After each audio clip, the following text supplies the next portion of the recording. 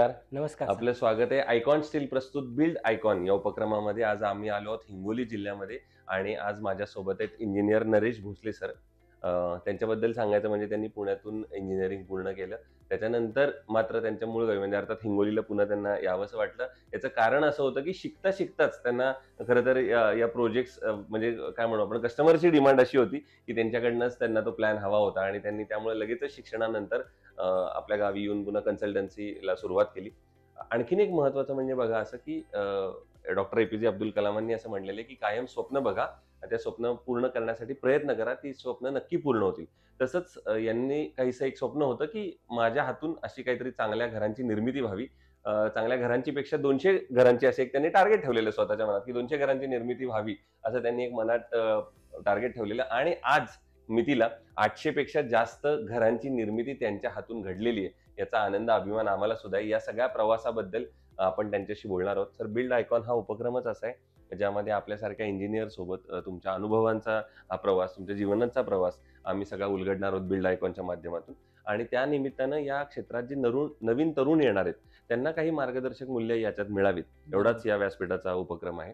So आपण सुरुवात करूया. आधी पहिल्यांदा मी जाणून घ्यायला इच्छुक आहे की तुमचं शैक्षणिक जीवन, त्याच्यानंतर कॉलेज तुमचं कुठलं होतं आणि सगळ्यात महत्वाचं सिव्हिल इंजिनिअरिंग या क्षेत्रामागे येण्याची प्रेरणा कुणाची होती? प्रेरणास्थान असं होतं की ज्याच्यामुळे तुम्हाला असं वाटलं की अरे आपण पण सिव्हिल इंजिनिअरिंग मध्ये आलं पाहिजे. काय सांगाल?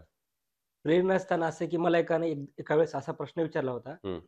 सॉरी.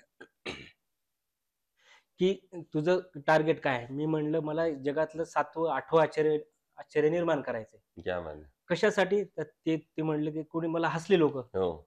आश्चर्य मग त्यांना माझ्या मनातलं आश्चर्य कळालंच नाही, की एका माणसाच्या मनातलं घर म्हणजे स्वप्नातलं घर म्हणजे त्याच्यासाठी ते एक आश्चर्यच असतं. क्या बात है! ते हं. प्रेरणा ती तेव्हा माझ्या मनाला लागली खूप गोष्ट, की बाबा हे बरोबर. आपल्याला हसतायत. मग त्यावेळेस म्हणलं आपल्याला ही सिव्हिल इंजिनिअरिंगच अशी फील्ड निवडायची, की तेव्हापासून आपल्याला लोकांच्या जे स्वप्न असतं पूर्ण आयुष्यात सर्वाची त्याची जी पूर्ण जमा केलेली पुंजी असते, बरोबर. तो ती पूर्ण पुंजी आपली एकच आपल्या त्या घरासाठी लावत असतो. लावत असतो. आणि त्याचं एक काय म्हणतो ते आपण, की त्याची एक पिढीच जाती पूर्ण ते घर बनवण्यासाठी. अगदी बरोबर. तर त्या अगदी बरोबर. पिढीचं ते आपण स्वप्न जे आहे ते आपण आपल्या प्रयत्नातून, आपल्या आयडियातून कसं सुंदर बनवता येईल किंवा किती जास्तीत जास्त चांगलं करता येईल, त्या बरोबर. उद्देशाने मी ती सुरुवात फील्ड केली. निवडली. क्या बात है! हं. आणि तुमचं शिक्षण कुठून झालं म्हणजे शाळा माझं आणि कॉलेज? माझं शिक्षण डिप्लोमा झालाय गव्हर्नमेंट पॉलिटेक्निक वाशिम अच्छा. या ठिकाणाहून हो, झाला हो. आणि डिप्लोमा नंतर मी लगेच डिग्रीला डिग्री ॲडमिशन केली. S-P-M college of engineering Pune या वाह! ठिकाणी ॲडमिशन केलं. हो. घेतलं तिथे मी फर्स्ट क्लास म्हणजे टॉपर म्हणून होतो. क्या बात है! क्या बात हो. है! आणि तुम्ही टॉपर होतात आणि तुम्ही आताच्या सुद्धा व्यावसायिक जीवनात सुद्धा टॉपर आहातच. हो, कारण हो, हो. तुमचं नक्की, स्वप्न तुम्ही नक्की. एका हो, हो, अर्थानं हो. साकार केले. त्या क्षेत्राकडेच आता मी हो, येणार हो. आहे. सिव्हिल इंजिनिअरिंगमध्ये हे कल्पक फील्ड आहे. हो. क्रिएटिव्हिटीला हो, खूप हो, वाव हो. आहे. खूपच. आपण या क्रिएटिव्हिटी बरोबर टेक्नॉलॉजीची सुद्धा मदत आता खूप नक्कीच. होते या हो, हो, हो, क्षेत्रामध्ये. हो, हो. तर या तंत्रज्ञानाचा फायदा कसा होतो तुम्हाला या क्षेत्रात काय सांगाल? आपण आपण जुन्या पद्धतीमध्ये आर-एम-सी समजा रेडी मिक्स काँक्रीट बरोबर. ते मॅन्युअली काय करत होतो. हं, हं. त्याच्यामध्ये खूप टाईम जायचा. बरोबर. आता त्याची क्वालिटी स्टँडर्ड हे की हो, नाही ह्या हो. मेंटेन व्हायच्या व्हायचं. नव्हत्या. आता ते आर-एम-सीमुळे काय व्हायला तर मेंटेन मेंटेन होतंय. व्हायला. बरोबर. अगोदर आपण रेडी मिक्स आता आपल्या ए-एस-सी ब्लॉकच्या वीट वापरत नव्हतो. हो, हो, हो. आता टेक्नॉलॉजी आलेली आहे. जिथं लाईट वेट आहे त्या ठिकाणी ए-एस-सी ब्लॉकच्या वीट यूज करू शकतो. बरोबर. आता पाऊस वगैरे आला तर जुने स्लॅब 10 वर्षानंतर काय करायचे गळायचे. हं, हं, हं. आता डॉक्टर फिक्सिट लिक्विड आपण वॉटर प्रूफिंग करून प्रॉपर टेक्नॉलॉजी वापरून ते काय करू शकतो बंद करू शकतो बंद पूर्ण. करू शकतो. असे म्हणजे त्याची तंत्र. लाईफ वाढवू शकतो अशा बरोबर. प्रकारे. हो. दुसरं तुम्ही हिंगोली सारख्या ठिकाणी काम करता म्हणून मला विशेषतः विचारावसं वाटतं, की या क्षेत्रामध्ये अकुशल कामगारांचं प्रमाण खूप मोठं आहे हो, आणि भरपूर आहे. अकुशल कामगारांमुळे कदाचित धोका सुद्धा संभवू शकतो जर त्यांची चुकीच्या ठिकाणी आपण नेमणूक केली तर. नक्कीच, तर या नक्कीच. अकुशल कामगारांकडून काम करून घेणं हे कितपत धोकादायक आहे असं तुम्हाला वाटतं? माझं काम ही फील्ड निवडायचं अजून एक सांगायचं आहे. डॉक्टर एका वेळेस एका व्यक्तीची आयुष्य हे करू शकतो, जिवंत होऊ प्राण शकतात. वाचवू आणि शकतात. आपण बरोबर. या समजा या बिल्डिंगमध्ये बसलेलो आहे. या ठिकाणी ॲट अ टाईम हजारो व्यक्ती बसू शकतात. बरोबर. जर या बिल्डिंगला जर काही झालं, तर त्या हजारो व्यक्तीची जिम्मेदारी एका सिव्हिल इंजिनिअरवर असते. बरोबर. ठीक आहे नाही? तर या दृष्टिकोनातून आहे ना आपण हं. त्याचा विचार करून ते बरोबर हो. केलं. पण अकुशल कामगार तुम्ही कसे वापरता किंवा कसे टाळता ते वापरणं? हां. तर आता किस्सा सांगतो आता हं. अकुशल कामगार. त्याने सेंटरिंग ठोकताना जर बरोबर काळजी घेतली नाही, बरोबर. तर तो पूर्ण स्लॅब आलेला होऊ शकतो त्याच्या खाली खाली बसणाऱ्या माणसावर पडू शकतो. हो, हो. किंवा आज आज आज गेलो होतो मी एका साईटवर. बरोबर. तर तिथं काय केलं त्यांनी बरोबर बांधकाम नाही केलं त्यांनी. हं, हं. तर ते त्या चुकीच्या अकुशल कामगारामुळे त्या मालकाला तेवढा खर्च परत पाडावा लागतो आणि आणि परत ते परत बांधकाम बांधावं करावं लावावं लागते. लागतं. बरोबर आहे. हो. दुसरं आता तुम्ही रेसिडेन्शियल प्रोजेक्टमध्ये पण हो. खूप मोठ्या प्रमाणात काम केले. बजेट हाऊसिंगवर तुम्ही काम हो, केलेलं आहे हो, हो. किंवा लो कॉस्ट हाऊसिंगवर हो, म्हणू हो, आपण. हो. तर मग त्यामुळे मला हा प्रश्न विचारायचा आहे, की बऱ्याचदा क्लायंटचं बजेट फार कमी असतं, हो, हो, मात्र हो. त्याच्या अपेक्षा फार असतात खूपच, आणि तुम्हाला खूपच. स्वतःला असं वाटत असतं बीइंग इंजिनियर, की हं. आपण एक चांगलं दर्जेदार काम द्यावं. बरोबर. तर ही क्वालिटी, त्याच्या अपेक्षा आणि बजेट या तिन्हीचा समतोल कसा साधता तुम्ही?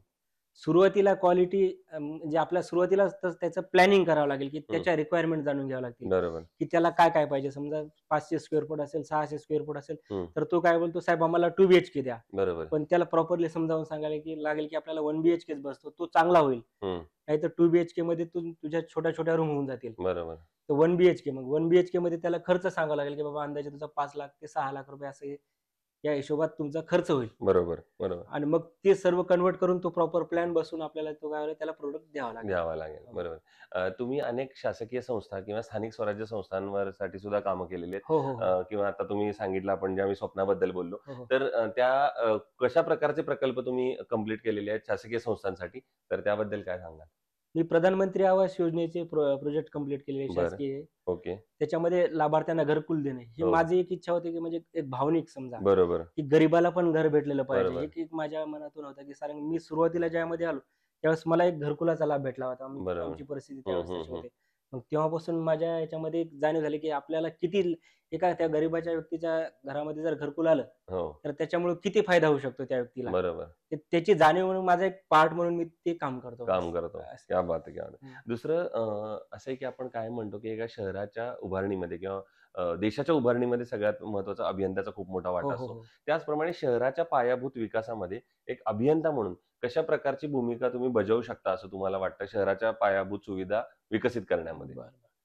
इंजिनिअर इंजिनिअर जर नसेल, तर हो. एखादा गुंठेवारी प्रकरण हं, समजा, हं. की एखादा शेतकरी असला, त्याने कुठलाही नियम केला नाही, कुठलाही सेप्टिक टँक विचार केला नाही, प्रॉपर रोडचा विचार नाही केला, बरोबर, लाईटचा बरोबर. नाही केला, हं. तर तो अंदाजे फक्त त्याचा प्रॉफिटच्या हिशोबाने तो काय करेल, अ, प्लॉटिंग टाकून दिले आणि प्लॉट विकेल. बरोबर, पण एक बरोबर. इंजिनिअर काय विचार करेल, की हो. भविष्यात याच्या ठिकाणी एम्ब्युलन्स आली पाहिजे, फायरचं काय बरोबर, झालं तर त्या गोष्टी आल्या पाहिजे, रोड बरोबर. आला पाहिजे, रस्ते चांगले हं, झाले पाहिजे, हं, हं. हॉस्पिटल असलं पाहिजे, त्या प्रॉपर स्कूल असलं पाहिजे, गार्डन असलं पाहिजे.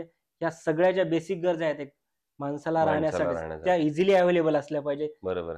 ह्या सर्व गोष्टींचा मूलभूत पाया इंजिनिअर करू शकतो समजा. म्हणून इंजिनिअर फार महत्वाचा हां, इंजिनिअर आहे. बरोबर. महत्वाचा. हो. दुसरं या फील्डमध्ये आता तुम्ही इतकं काम करताय 200 पेक्षा जास्त प्रोजेक्ट तुम्ही हो, हो, कंप्लीट हो, केलेले आहेत. हो. तर या क्षेत्रात जे तरुण अभियंते आता येत आहेत, हं, तरुण इंजिनिअर्स येत आहेत, हं, त्या ज्युनियर्सना काय तुम्ही एक सल्ला द्याल एक बिंग सीनियर म्हणून, हं. की तुम्ही या क्षेत्रात भरपूर अपॉर्च्युनिटीज आहेत, पण येताना या गोष्टी सोबत घेऊन या, तुम्हाला यश नक्की मिळेल.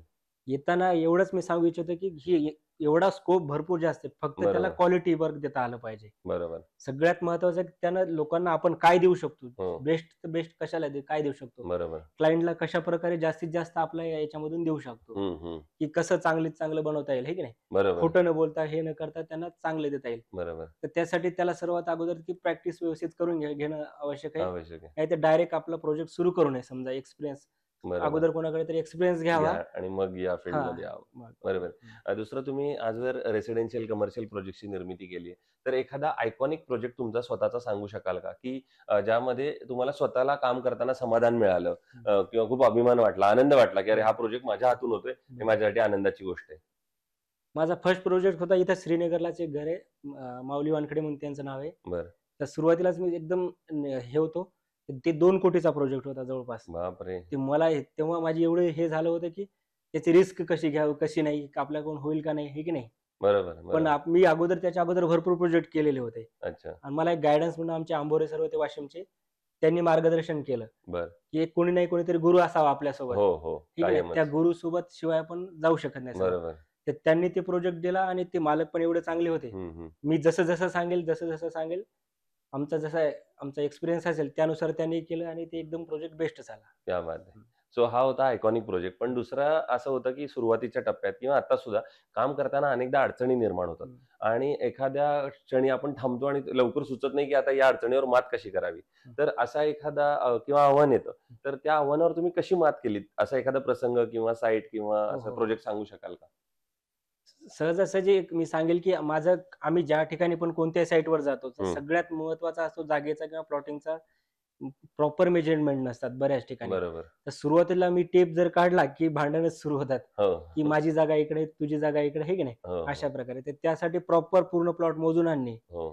आणि प्रॉपर ज्या व्यक्तीचा आहे त्याला तो प्लॉट बरोबर आला पाहिजे. बरोबर, हे एक मेन इश्यू आहे. बरोबर. दुसऱ्याकडे आपलं काम, दुसऱ्याच्या प्लॉटमध्ये आपलं काम गेलं नाही पाहिजे हं, हं. किंवा आपल्या मालकाला जागा सुटली नाही पाहिजे, या सगळ्या गोष्टीचा विचार करून हे बरोबर. मेजर प्रॉब्लेम होतात. बाकी काही नाही, दुसरं जास्त तर एवढं काही यामध्ये. नाही. सो दुसरं असं आहे की बांधकामामध्ये स्टील आणि सिमेंट या 2 महत्त्वाच्या गोष्टी आहेत. हां. तर स्टील निवडताना तुम्ही काय पॅरामीटर्स बघता किंवा काय क्वालिटी चेक बघता त्याचे, की हे असतील तर हे स्टील चांगलं आहे, हे आपण वापरू शकतो. हं. असं काय सांगाल तुम्ही गुणवैशिष्ट्य त्या स्टीलची? त्याची टेन्साईल स्ट्रेंथ चांगली असली पाहिजे बरं. आणि त्याच्या ग्रिप ज्या असतात आपल्या, हं, हं. त्या चांगल्या असल्या पाहिजे. बरं. आहे की नाही? या 2 महत्त्वाच्या 2 गोष्टी आहेत. महत्त्वाच्या गोष्टी आहेत असं. बरोबर. दुसरं आयकॉन स्टील तुम्ही आजवरच्या कुठल्या प्रोजेक्टमध्ये वापरलंय का यापूर्वी? माझ्या भरपूर प्रोजेक्टमध्ये आता कंटिन्यू आयकॉनच चालू आहे सध्या. Very good. कळमनुरला माझ्या भरपूर साईट आहेत. तिथल्या प्रत्येक क्लायंटला माझं ते आयकॉनच राहतं वाह! 100%. वाह!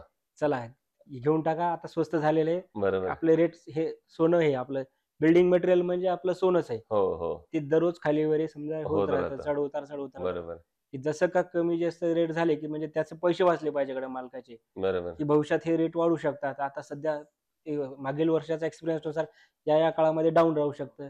या काळामध्ये जास्त असतं. तर हे सगळं बघून तुम्ही आपण ते त्यांना सजेस्ट करत गाईडन्स राहता. करतो आणि बरोबर ते आहे. पूर्णच्या पूर्ण वर्षभराचं. आता माझी या मागच्या 2 महिन्यामध्ये माझ्या क्लायंटनं जवळपास पूर्ण जे बिल्डिंगला लागणारं जे स्टील आहे, ते ते आधीच अगोदरच पर्चेस बुक केलेलं आहे. बुक करून क्या बात ठेवलेलं है! आहे. सो हा झाला आयकॉन स्टील बद्दलचा अनुभव. त्यांच्यासोबत त्यांच्या काय म्हणतो डिलिव्हरी किंवा कॉस्ट किंवा स्टाफ किंवा अवेलेबिलिटी याबद्दल काही सांगू शकाल का? अवेलेबिलिटी अगोदरच आम्ही त्यांना कळवून ठेवू. अगोदरच माझं तर प्री प्लॅनिंग असं परफेक्ट, की बरोबर, बाबा तुला भविष्यात तुझं महागाई नाही लागलं पाहिजे, तुला हे गेले नाही पाहिजे. बरोबर, त्याच्यामुळे अगोदरच आपल्या डीलरला सांगून ठेवणे, की सर असा हे आमचा एक क्लायंट येणार आहे. बरोबर. तर तुम्ही तुमची रिक्वायरमेंट आम्हाला एवढी आहे, तर हं, तुम्ही हं. तयार करून ठेवा. क्या बात है! बस सो त्या असं तुम्हाला कधी त्यामुळे आयकॉन स्टीलकडनं तुम्हाला कायमच मदत झाली. हो, हो, हो. क्या नक्कीच. बात है! सो हे होते इंजिनियर नरेश भोसले सर आणि त्यांनी अतिशय सोप्या मोजक्या शब्दामध्ये त्यांचा इतक्या वर्षाचा प्रवास उलगडला. पण एक महत्त्वाची बाब त्यांनी जाता जाता सांगितली ते म्हणजे स्टील किंवा सिमेंटनं एखादं बांधकाम किंवा एखादी वास्तू उभारते. पण तुम्ही केलेल्या कामामुळं, गुणवत्तापूर्ण कामामुळं विश्वासाची भिंत उभारते आणि माझ्या मते नक्कीच. ती विश्वास हा ग्राहकांच्या मनात जर तुम्ही चांगला निर्माण केलात, तर येणाऱ्या आगामी काळात तुम्हाला पुढचे प्रोजेक्ट्स मिळण्यात, तुमच्या कार्याला पुढे नेण्यात फार मदत होते. हा माझ्या मते सगळ्यात महत्त्वाचा मुद्दा होता या येणाऱ्या तरुण इंजिनिअरसाठी. सो पुन्हा एकदा तुमचे मनःपूर्वक आभार, की तुम्ही या धन्यवाद. प्लॅटफॉर्मवर आमच्या आलात बिल्ड आयकॉनवर आणि इतक्या मनमोकळेपणाने गप्पा मारल्यात. सो आगामी काळात असेच रेसिडेन्शियल, कमर्शियल प्रोजेक्ट्स, गव्हर्नमेंटचे प्रोजेक्ट्स तुमच्या हातून घडावेत, हो ना. याच माझ्याकडून आणि आयकॉन स्टील या दोघांकडून मनःपूर्वक शुभेच्छा. Thank you. धन्यवाद. Thank you.